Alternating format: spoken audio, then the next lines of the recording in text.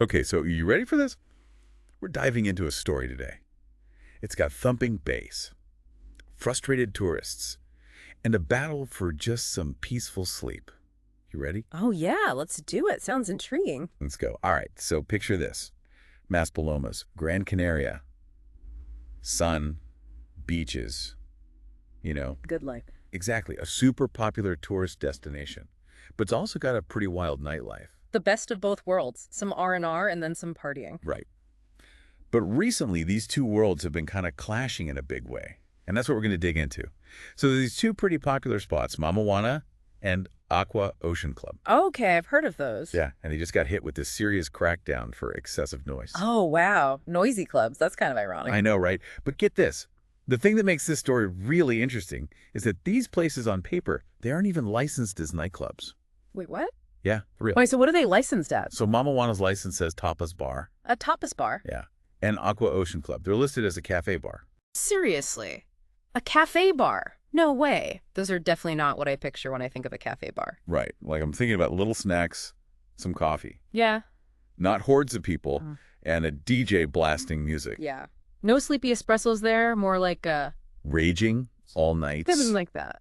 So for the people staying at this nearby fancy hotel, the H10 Playa Melenares Palace, this wasn't just like a minor inconvenience. I bet. It was a total nightmare. 5-star hotel, but zero sleep, thanks to these quote-unquote cafe bars. Oof.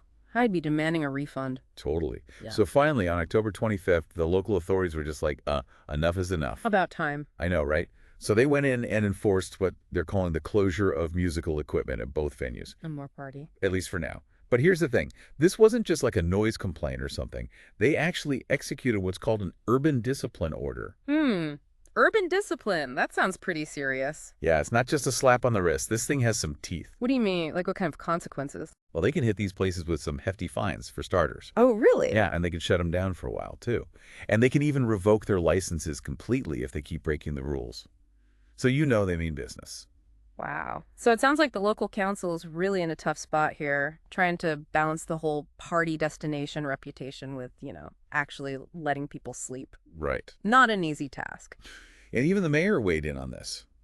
He said that while Maspalomas thrives as a tourist destination, it is essential to respect noise limits and uphold regulations to maintain a peaceful coexistence.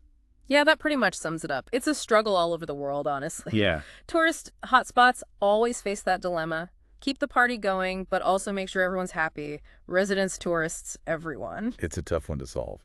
So is there anything that can be done? I mean, are there places that have figured this out, found a way to make everyone happy? Well, yeah, there are actually some pretty interesting examples out there. Take a look at some cities in the Netherlands, for example. They've got these designated zones for nightlife, kind of like entertainment districts. Keeps the noise contained to certain areas. Oh, that's smart. Yeah, and other places have implemented noise ordinances. But they have tiered enforcement. So first time you mess up, you get a warning. Okay. But keep it up and the fines get bigger, or they can even temporarily shut you down. Oh, makes sense. So you can't play dumb. Exactly. And then some communities are going a more collaborative route, setting up these forums where residents, business owners, and the local government can all get together to hash things out. So like actually working together. Right. It's all about finding a solution that fits the place, like a custom solution. Makes you wonder what the best path forward is for Maspalomas. Yeah, what would really work there? What do you think is the key? Well, you got to start with open communication, right? Get everyone to the table and talk. Residents, business owners, tourists, even the local government. Everyone needs a voice. And if they can all work together, well, maybe they can find some solutions that actually benefit the whole community. That makes a lot of sense. And, at least this crackdown on these clubs has gotten people talking. Exactly. The issue's out in the open now. No more ignoring it. Right. And hopefully everyone involved will actually work towards a better future for Maspalomas. Fingers crossed. But in the meantime, I bet the folks living near those clubs are catching up on their sleep. I bet they are. Sleeping like babies. All right, so until our next deep dive, may your nights be filled with peaceful sleep. Or at least music you actually enjoy. You're here.